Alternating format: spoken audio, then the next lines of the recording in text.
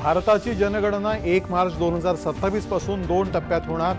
जातीय जनगणनाही होणार। बर्फाळ प्रदेशामध्ये 1 ऑक्टोबर 2026 पासूनच जनगणना सुरू होणार।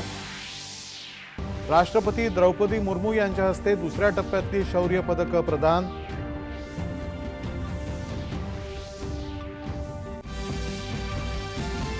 भारताच्या दहशतवाद विरोधी लढ्याला ऑस्ट्रेलियाचा संपूर्ण पाठिंबा। द्विपक्षीय सामरिक भागीदारी दृढ करण्याबद्दल उपपंतप्रधान रिचर्ड मालेस यांची पंतप्रधान आणि संरक्षण मंत्र्यांची चर्चा। संसदेचं पावसाळी अधिवेशन 21 जुलै ते 12 ऑगस्ट दरम्यान होणार। संसदीय कार्यमंत्री किरेन रिजिजू यांनी दिली माहिती।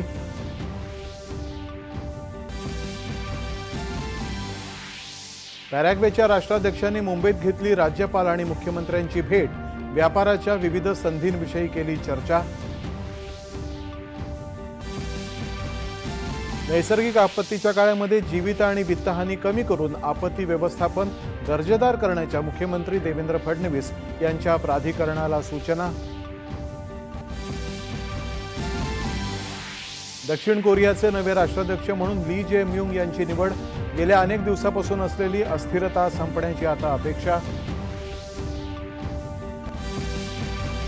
आणि आरसीबीच्या विजयोत्सवामध्ये बंगळुरू इथं चेंगराचेंगरीमध्ये काही जणांचा मृत्यू झाल्याची भीती।